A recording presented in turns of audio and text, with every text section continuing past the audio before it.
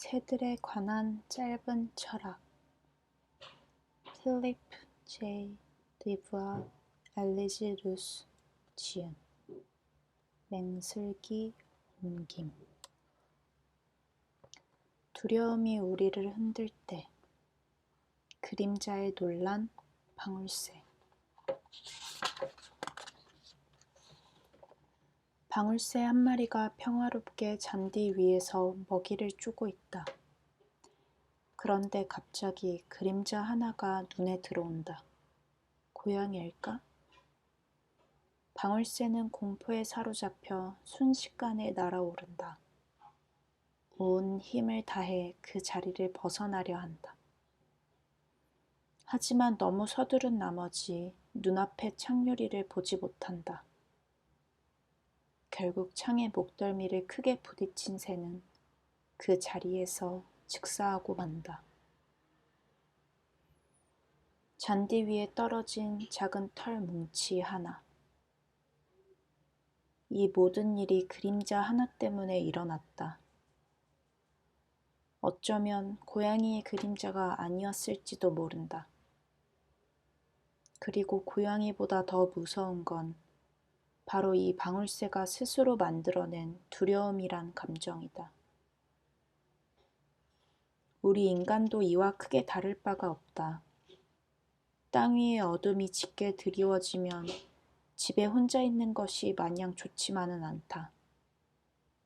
덧창이 삐걱거리는 소리, 보일러에서 나는 알 수 없는 소음, 나뭇잎 사이로 바람이 스쳐 지나가는 소리, 따위에 소스라치게 놀란다. 자신도 모르는 새의 무서운 마음이 들어서기 때문이다. 밑도 끝도 없는 상상을 하거나 도둑이나 살인자를 떠올리기도 한다. 침대 아래에 숨어 있는 괴물을 생각하며 잠을 못 이루는 아이의 마음과 같다. 이렇게 생각 속에서 상상을 먹고 자라난 공포 때문에 우리는 많은 밤을 뜬 눈으로 지새우곤 한다. 두려움은 우리의 가장 오래된 감정 중 하나다. 두려움은 인간과 새에게 같은 신체적 반응을 일으키는데 심장 박동이 빨라지고 온몸의 근육이 긴장하며 놀라서 비명을 지르기도 한다. 때로는 완전히 감각이 마비되기도 한다. 겁을 먹은 새는 똥을 싸는 경향이 있는데 인간 역시 너무 큰 공포를 느꼈을 때 통제력을 잃어버리는 경우가 있다.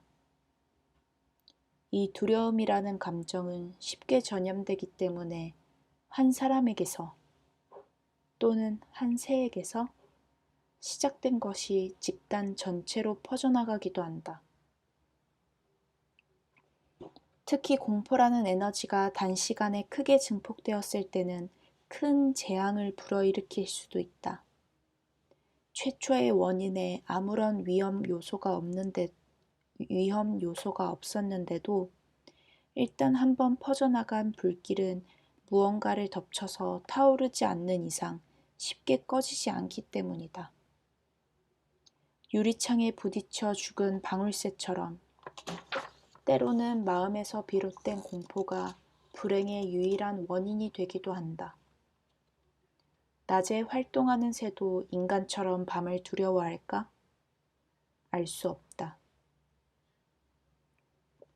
어쨌든 새들은 날이 어두워지기 시작하면 은신처에 돌아가 안전하게 몸을 숨기고 잠을 자기 위해 서두른다. 반면 대부분의 인간은 자연의 리듬을 따르지 않는다. 밤이 되어도 아랑곳하지 않고 계속 활동을 하며 이를 위해 인공 불빛을 발명했다. 하지만 본래 우리의 눈은 어둠 속에서 잘 볼 수 없도록 만들어졌다. 그러므로 아무런 도구나 장치 없이 온통 컴컴한 밤의 자연 속에 놓이게 된다면 아마 새보다 더 급히 몸을 숨기려 할 것이다. 새들은 우리와 같은 몇몇 공포증을 갖고 있는데 여기에는 폐쇄 공포증도 있다. 그래서 새들은 갇혀 있는 것을 견디지 못한다. 그리고 특히 서해성이 좋은 새들은 혼자 있는 것을 고통스러워하고 집단 속에 있어야만 안심한다. 인간과 새 사이에는 많은 공통점이 있는데 그 중 하나가 바로 두려움을 느낀다는 점이다. 그렇다면 두려움은 왜 존재하는 걸까? 거의 모든 생명체는 두려움을 느끼도록 프로그래밍 되어 있다. 두려움이 유용하게 작용할 수도 있기 때문이다. 때로는 다른 생명체들이 느끼는 두려움이 우리 보호막이 되어 앞으로 닥칠 위험을 미리 경고해준다. 인류는 이 감정에 예민하게 반응해 재난과 같은 큰 위험에 대비할 수 있도록 도와준 건강한 겁쟁이들에게 감사해야 한다. 인간이 느끼는 공포는 그게 어떤 종류이든 간에 그 근원을 찾아가 보면 죽음에 대한 두려움이 도사리고 있다. 이것은 새도 마찬가지이다. 새가 열심히 주변의 동정을 살피는 이유는 언제든지 포식자에 잡혀 쉽게 죽을 수 있다는 것을 알기 때문이다. 우리 인간은 포식자를 두려워할 필요가 없다. 일상 속에서 호랑이나 북극곰을 코앞에서 마주칠 일은 매우 희박하기 때문이다. 다만 인간의 포식자는 같은 인간일 때도 있다. 그런데도 인간은 끊임없이 두려움에 시달린다. 우리가 껴안고 사는 많은 걱정은 그 원인이 실질적인 위험이 있기 때문일 때도 있지만 사고 위험이 도사리고 있거나 보호해야 할 어린아이가 곁에 있거나 마음속을 고요히 들여다보면 우리가 느끼는 두려움은 실은 우리의 상상과 생각에서 비롯된다는 것을 알 수 있다. 작은 이파리가 파르르 떨리는 것만 봐도 겁을 먹는 새처럼 우리의 뇌는 제멋대로 시나리오를 짠다. 미래에 다가올 결과나 일들을 상상하고 부정적으로 부풀려서 그 속에 완전히 빠져버린다. 그리고 그 밑바닥에는 언제나 죽음에 대한 공포가 있다.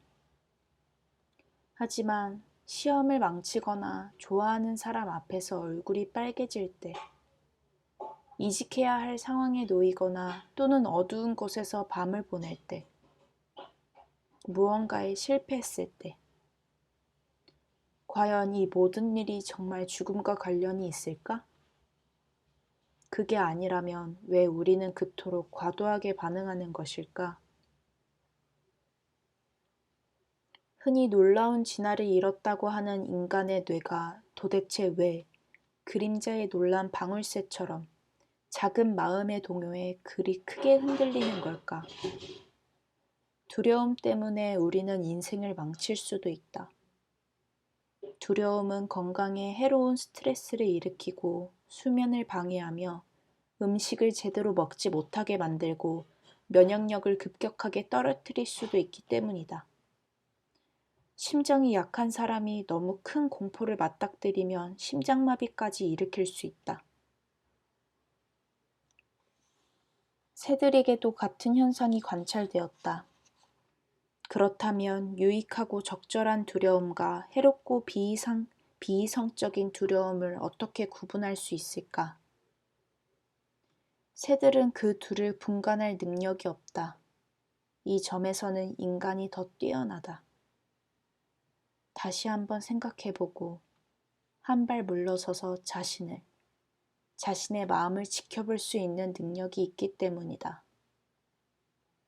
새는 한번 두려움을 느끼면 그 속에 완전히 매몰되어 살아남으려고 안간힘을 쓴다. 반면 인간은 의지만 있으면 불합리한 근심에 빠지지 않을 수 있다.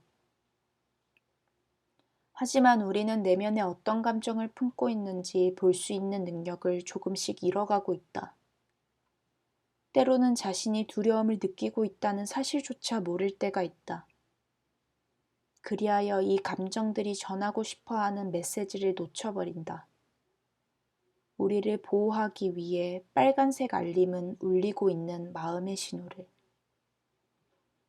우리를 보호하기 위해 빨간색 알림을 울리고 있는 마음의 신호를. 해로운 두려움은 우리가 앞으로 나아가는 것을 방해한다.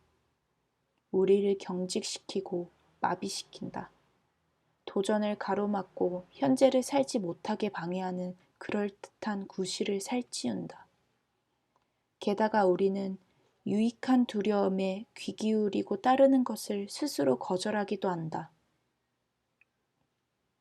예를 들어 월급이 높은 어떤 일자리가 사실 나에게 맞지 않다는 것을 예감하면서도 제안을 수락한다.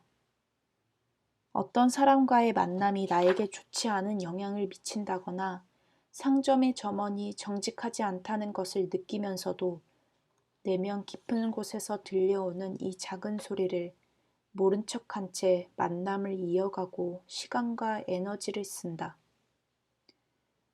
진정한 경고를 신뢰하고 해로운 두려움의 그 진짜 얼굴을 똑바로 바라보기란 왜 그토록 어려운 것일까? 우리는 왜 감각과 직관에 더 섬세하게 주의를 기울이지 않을까? 우리의 뇌는 실제로 존재하지 않는 것을 믿게 만들 수도 있다. 하지만 이치를 너무 따지는 사람의 가슴은 입을 다물어버리고 만다.